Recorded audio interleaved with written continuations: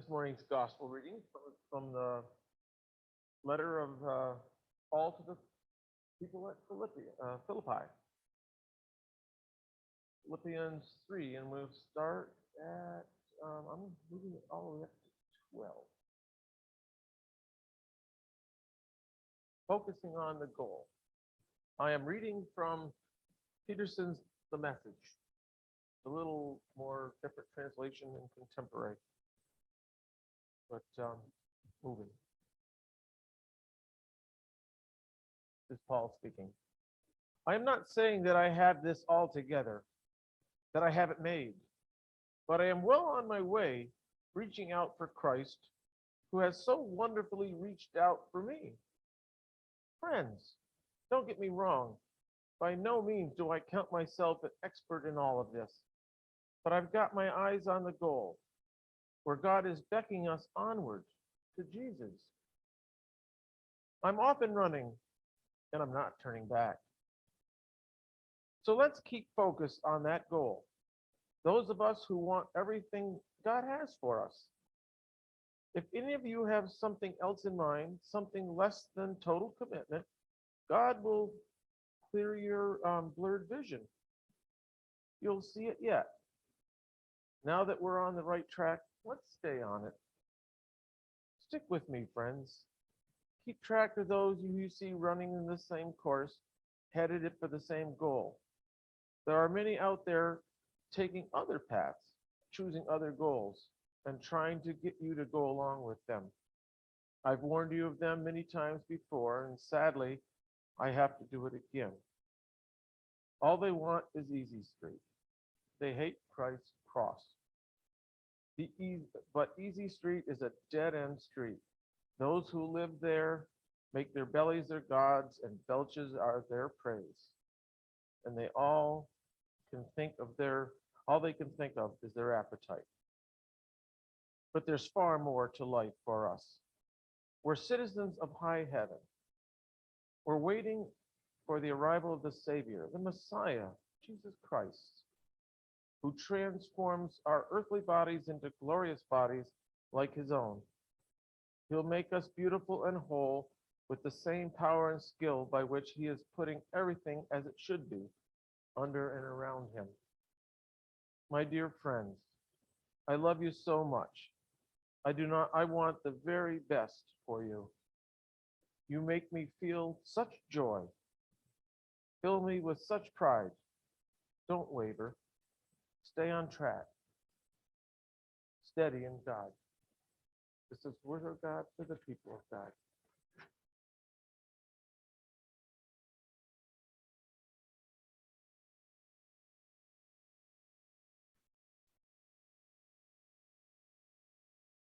Stay firm in the Lord is his parting line on this section of his letter. It makes me think of Jesus' passage. In this world, you will find trials and tribulations. But be of good cheer. I have overcome the world.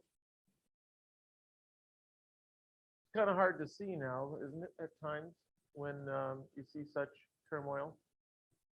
I can't imagine what my grandparents saw in World War II, but I bet the people in Ukraine know. Now, last Sunday, quick review, we saw Luke having Jesus go out into the desert or the wilderness and was tempted by Satan. Take care of himself. And the most interesting part of that whole passage was when he was done tempting Jesus and getting nowhere, he left for a more opportune time. And as we enter Lent and the Passion of the Christ, we know when that opportune time is, don't we? But we also mentioned that for us, being in this world, we are in the wilderness. For our lives, we're in the wilderness. We're dual citizens, if you will. We're on our way to being part of Christ's kingdom, and yet we're here. We have our joys and we have our concerns, and that's why we lift up both to God. You know, the more opportune time, what I'm saying is the more opportune time for our tempters, whatever the things that tempt us. And, and believe me, we all have our weaknesses. So the point is, the world will always be in your face at some point or another. I want you to know that Paul was in prison when he wrote this. The letter to the church at Philippi was a church that he had started on a missionary journey, and he stayed for a very long time there, and he grew very fond of them. But then as he moved on, preaching the gospel, he was persecuted. Now he's in a Roman prison. But the letter to Philippians is so filled with joy. It's because he can write that because he's focused on what's going on. He thinks of the time he had with people in that church. And what he was really doing is writing a thank you note for, if I could say that right, Epaphras, nice Greek name, I guess. They came and gave, the church of Philippi came by messenger, no airlines, no boats, they came and gave Paul, while he was in prison, some gifts that he desperately needed, and probably writing material, so he could write there. But knowing Paul, he wasn't going to let something like this slide. He's writing a thank you note, and he took advantage of the opportunity to encourage them. Along with the gift came the person that delivered it and heard all the things from the church. And he's going, well, there's this and there's that. And so Paul's going, okay, thank you, Epaphras. Hug on your way. And I'll write this letter and you can take this letter. And so he's encouraging them. He's trying to tell them to stay on focus. In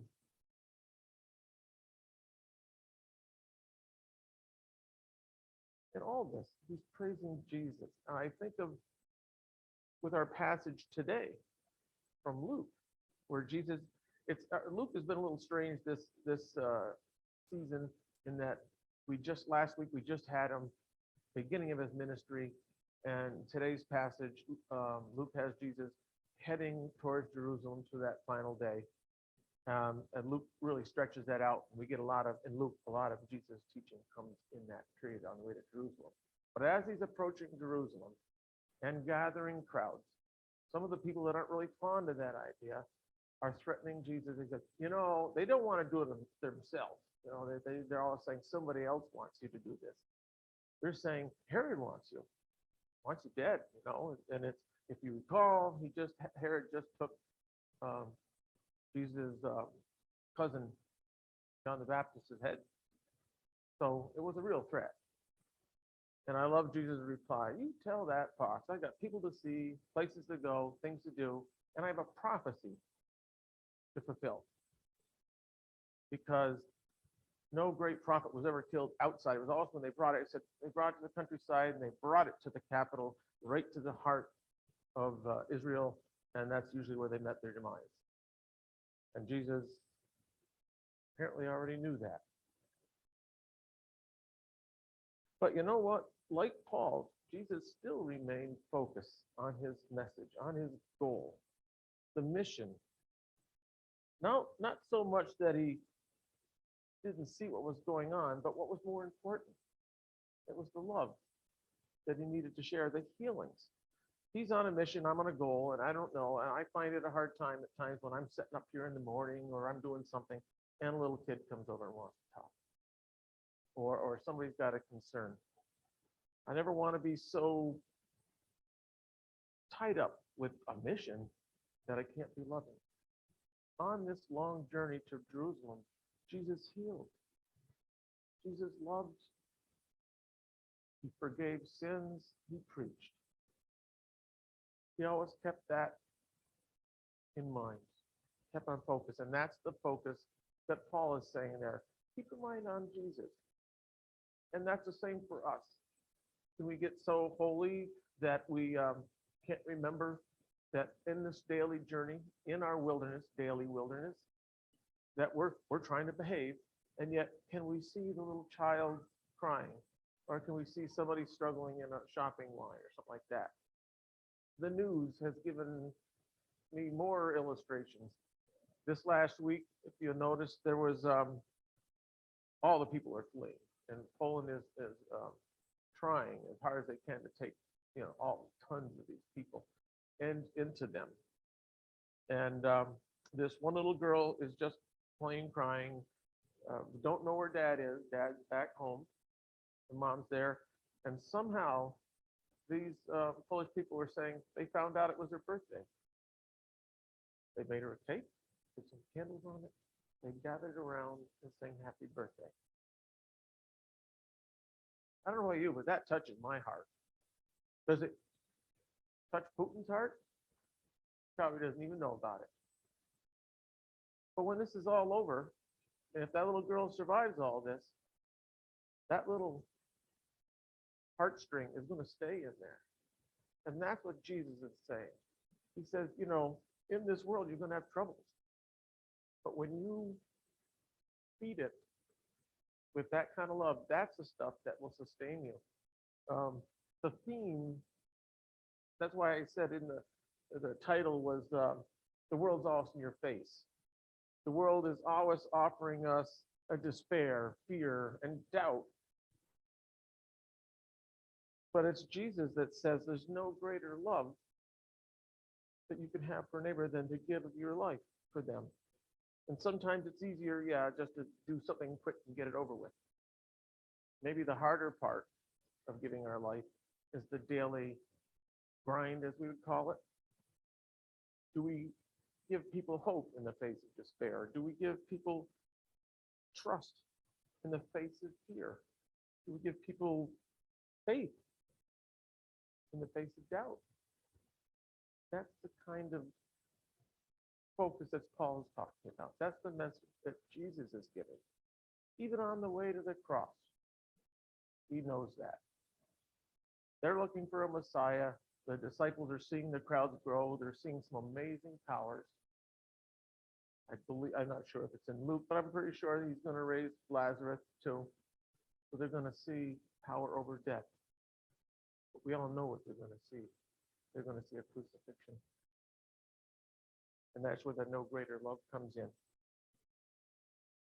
So we need to stay focused on what Jesus taught. We use things like the cross, the Christian cross, whether it be a crucifix or an empty risen cross, as we call it. They remind us of Jesus' heart for all of us.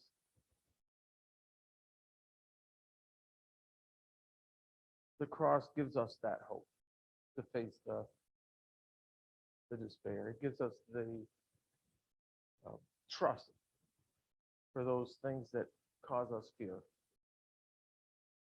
And it's that love that gives us the faith that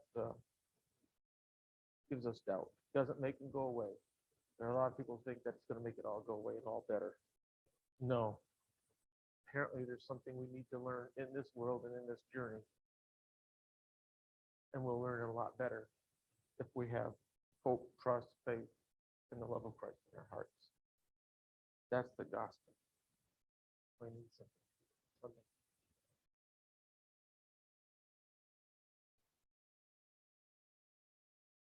The river, that's Christian lingo for God's kingdom, for heaven, for the future, if you will. But one of the things Jesus pushed over and over again that they didn't understand, that his coming started his kingdom here on earth. That little girl in Poland, without that birthday, without that love, would probably still survive, but with a lot less love in their heart. It's that love that we give to each other on a daily basis. Family, friends, and yes, strangers, perfect strangers, and even enemies. You got to remember, in this dual citizenship that we have, you got to remember which one has eternity in mind. That love that Christ is giving us and he's begging us to share. That's the admission ticket to the other side of the river. Go out there and share that. It really isn't all that hard.